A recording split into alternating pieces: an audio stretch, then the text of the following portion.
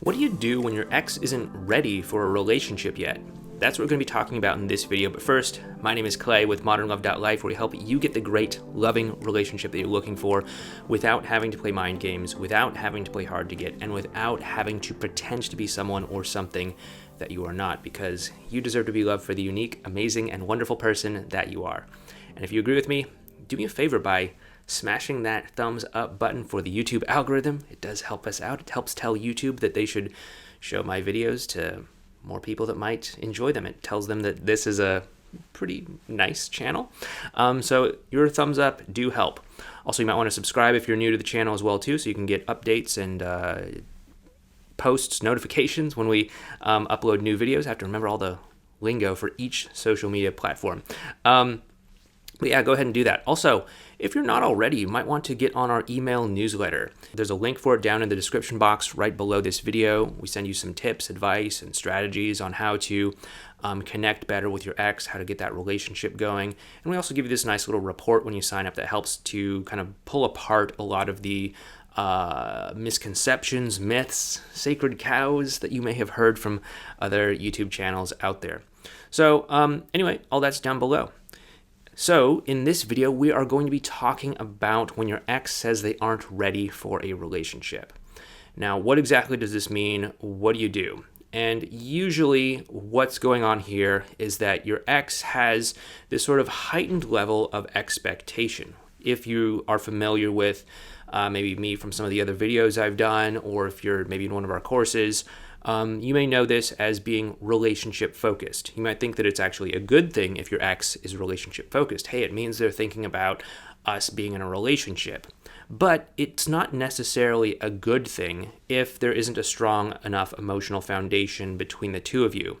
Because if your ex thinks that, okay, if I'm interacting with you, if we're talking, if we're texting, whatever, it means that we're getting closer towards being in a relationship, or we're getting serious, or maybe we're dating or something like that, it can kind of scare them.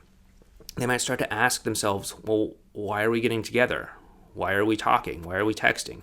Is it because we're going to get back together again? Is it because we're dating again? Is it because maybe you think that I'm feeling something for you right now?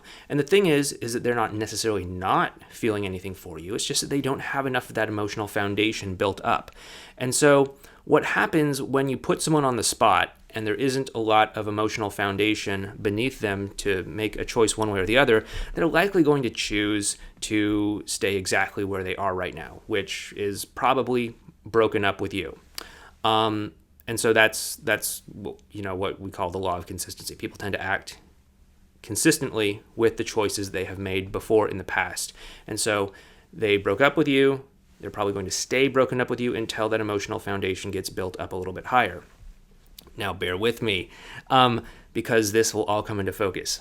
But if you don't already know, the emotional foundation is one of the main things that we talk about in a lot of our videos, in our courses, in the newsletter down there, all sorts of places. And the emotional foundation really is incredibly important, because once that emotional foundation gets stronger, your ex is going to actually feel prepared to actually start thinking of you in a relationship sort of way. They might start to say, okay, well, in our own way, we've been dating the whole time. Or like, yeah, actually, I do, want to get back together. Or like what my big ex said to me on a warm June afternoon back in 2004, it was, hey, can I be your girlfriend again? So yeah, that is the power of the emotional connection. And so what we want to do is we want to build that up. So we build this up through what we call advanced relational skills. We do have an entire video playlist on advanced relational skills. I'll put a video card link to it up there. So if you don't know what these are, if you're new to the channel, first of all, subscribe down below. But also check out that video card up there on advanced relational skills. It'll tell you a little bit more about what these are, why they're important, how they help you build the emotional connection, okay? And so what we want to do is we'll actually want to build up the emotional connection and decrease your ex's relationship-focused mindset. We want to pull it down to actually being connection-focused. Because if they're busy worrying about where's this leading, What's this adding up to? Are we going to get back together? Do you think we're going to get back together? Am I stringing you along? I don't want to think of myself as that kind of person. What we want to do is we want to pull their focus from all of these what ifs and worries about what the future may hold or anything else, and we want to pull it down into the present moment where the two of you can actually just enjoy interacting with one another. And as the two of you enjoy interacting with one another, that emotional foundation is going to get built up and up and up. And as that emotional foundation gets stronger and stronger, that's when we can actually start to leverage it to actually get the two of you to be in a relationship again. So what I want you to do is I want you to really pull the connection down to actually not worrying about what this is going to be. Just say something along the lines of, hey, like, don't worry about where this is all going. I think it's best if we're just friends for the time being. Or I don't think we should try and force anything that's not there. The truth is I just like talking to you, and it seems like you like talking to me too. So let's just enjoy talking to one another. You know, things like that that kind of de-escalate that level of relationship focusedness, if that's even a word, and put it more on the connection. That's going to allow the two of you to actually connect a lot more, and it's going to give your ex permission to actually spend more time with you, because instead of saying like, well, why are we texting? Why are we getting together? Why are we spending time together?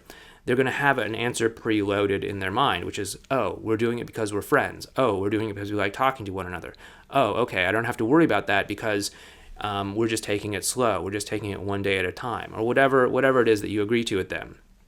And it's through that you can actually start to build up positive interactions and bring the two of you closer together through those advanced relational skills. And of course, I don't want you to just sort of live in this nebulous, poorly defined quasi-relationship forever. But oftentimes, if your ex isn't ready for a relationship, then it makes sense to de-escalate things, pull it back down to the connection-focused level, and build up that connection a little bit more before we start pushing for the relationship. I know a lot of other people out there might tell you that you need to, deliver an ultimatum, say we're going to get back together or we're going to be nothing at all. But this is not helpful to where your ex is at emotionally, and it's not going to build up that emotional connection that's going to give them permission to spend time with you and to actually allow them to make an informed choice about getting back together with you, which is, one of the reasons why ultimatums rarely work out, especially when it comes to getting back together with an ex. I don't imagine they work out too well either. I have a small daughter, so I can tell you that she's a little bit stubborn. She's a bit of a contrarian. She only wants to do things if they're her idea. And so basically this is a way of allowing your ex to come up with their own idea that, yeah, spending time with you feels good, it's nice, it's enjoyable, and I'm starting to think I want to get back together with you. Okay, so I hope that tells you a little bit more about what to do if your ex isn't ready for a relationship. What you want to do is you want to slow them down, stay focused on that connection rather than the end goal, the outcome of being in a relationship, and that's going to allow you to build up the foundation through those advanced relational skills, and it's going to give them permission to continue to spend time with you, and it's going to allow the two of you to actually enjoy spending time with one another, which is just going to create a virtuous cycle, the opposite of a vicious cycle. People don't talk about that as much, but that's a phrase, I suppose. But yeah, that's what I'd recommend that you do if your ex isn't ready for a relationship. If you do want more tips, advice, and strategies on how to get a great relationship for you, how to navigate this whole world of your ex's bizarre, shifting, changing emotions, be sure that you're on our email newsletter. You can find it right down below in the description box for this video. You heard me talk about it before. If you sign up, you get a nice little report, and you'll get tips, advice, and strategies, obviously. Anyway, thank you so much for watching this video. Once again, my name is Clay. If you like these sorts of videos that we publish here, at least 5 days a week, please make sure that you give this video a thumbs up and subscribe to the channel, and click that notification bell next to the subscribe button as well. I know they make you jump through so many hoops, but trust me, if you do all this stuff, it will help out my YouTube channel, and it will help these videos reach people that might benefit from them, so they don't just get deluged with mind game, reverse psychology stuff that maybe you've seen in other YouTube videos out there. I'm trying to figure out this whole YouTube thing. I think I'm starting to get the hang of it. Basically, I need to just strongly encourage you to hit that thumbs up button. Anyway, thank you so much for sitting through that little tangent. If you do want to learn more about those advanced relational skills, a great place for you to learn about those would be in this video playlist over here on advanced relational skills, or you might want to check out this video over here that YouTube has decided might be a good fit for you. Once again, thank you so much. Please take care, and I'll talk to you in the next video.